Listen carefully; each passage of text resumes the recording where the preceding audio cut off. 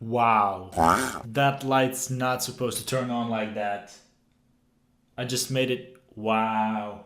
Hello, what is up everyone? It is me Jacob, and in today's video I'm going to be trying to answer a question that I get asked a lot. And the question is it that hard to study in German? Is it really hard? Is it possible for someone who is not an original German speaker to learn German quickly on a level that they can then follow their studies without problems? And again, to answer this one, I'm going to go back just a little bit with my own personal German history. So I started learning German when I was very young, but up till like 3 years ago, I didn't really learn a lot of German. I just knew some really basic stuff. I didn't know any pronouns, so I had very little vocabulary, and vocabulary I had I did not know the pronouns. So der, die, das, the pronouns, I did not know that with most words. And then high school came, and in high school I kind of started grasping, what German was about. I started learning pronouns, my vocabulary was improving, but it was all still very slow, and I still had some trouble with grammar. And at this point I pretty much hated German. I thought it was a really an unnecessarily hard language, and that I'd never need it, and I don't want to learn it, and it was all one big catastrophe. So that was like first and second grade of high school. And then in the summer between second and third grade, I went to the Lingua school here in Vienna, which is a language learning school. I spent 2 weeks here learning German, and after that I came back to my high school and I suddenly knew how to speak German. Well, not how to speak it, but I knew I had very little trouble with grammar. I found that learning vocabulary was a lot easier for me all of a sudden, and I just got the ball rolling, and it all started then. I suddenly got more motivated to learn German. I realized, hey, if I'm spending so much time learning German now in high school, which I did because we had a pretty, how would I say this, demanding teacher, I'd say. Yeah, he pushed us a lot, and we had to know a lot, and the exams were not easy. And overall, I felt, if I'm putting all of this hard work in right now and learning German and getting all of these good grades, I didn't know that I have the potential to, continue learning German and improve my German and to become fluent, which is basically what you want with any language. Like once you pass that barrier when you can speak it fluently, then it's very hard to actually forget that language. If of course, if you continue, watching movies in German. I'm talking about German, so I'm just gonna keep using German as an example. If you are, listening to music, if you're watching podcasts in a foreign language that you know how to speak fluently, you are pretty much just going to continue getting better. And from that point on, the learning, I'd say, becomes more fun than when you're struggling to, make up one sentence. That's not a very enjoyable part of learning, and I am aware of that. So, third and fourth grade, I really started learning German more intensively. Around the end of third grade, I knew that I wanted to come here to study in Vienna at the Vienna University of Economics and Business, where I study now. And, I started to learn for the B2 certificate, which at the time you needed B2, now you need C1. I explained all of this in my video, which is the most popular video on my channel, which is how I got admitted to the Vienna University of Economics and Business. If you did not see that video, you can go ahead and check it out. It is the first link in the description. But yeah, I knew where I wanted to study and what I wanted to study, and at that point I just needed to get the certificate. So then the certificate hunt began. I was very discouraged by the increase in level from B2 to C1, but somehow I did manage to learn enough to pass the certificate. I still did not, of course, learn the German on a proper C1 level. I'm close right now. I'm much closer to C1 right now than I was a couple of months ago, but still, I don't even think that I'm on a pure level ground C1. I'd say I'm a lower C1, definitely not a higher C1. So I just wanted to say this to kind of, get you a feeling of where I am with my German at this point. I'm at a point where if I want to converse with someone in German, I still need just a little bit, you know, I can't have it like a super quick conversation. Sometimes I do need to think a few seconds about a word that I want to say, but it's not really bad. I'm going to do a video in German. That's something that also someone requested on Instagram. I'm going to do a video completely in German soon so that you can really see, you know, where my German is at this point. I can read most of the stuff, like especially stuff that's not like really scientific, you know, literature. I can, you know, read that no problem. When it comes to something like law terms, which is what I'm learning right now, I have a subject which is called like Introduction to European Public Business Law, something like that. Then I do have problems, and you will have problems. At this point, I'm going to try to answer the question, is it hard to study in German?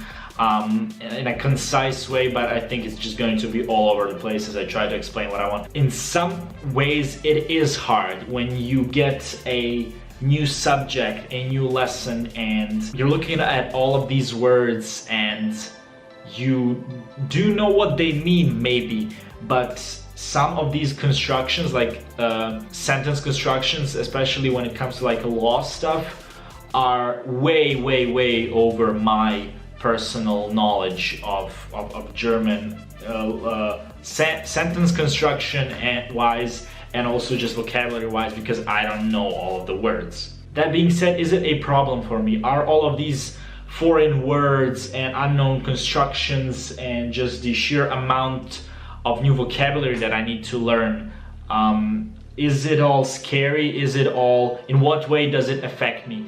And I can tell you that the biggest effect, and I'd say the only effect, is that it slows me down. It does not stop me. If I have a paragraph that maybe a native German speaker would read in 20 seconds, I read it for 2 minutes, especially if I want to, you know, really figure out what everything is about. If I want to translate some words, maybe write them down because they're, you know, repeating for the 5th time in 2 pages and I feel like they're important and that I want to, you know, remember them, then I need, like, I don't know, double or triple the time that a general, you know, a native speaker would need. I'll give you another example. Another subject of mine is called Grundlagen der Volkswirtschaftslehre. That is translated to fundamentals of economics, I'd say. The first week of learning that subject, I was kind of tapping in the dark.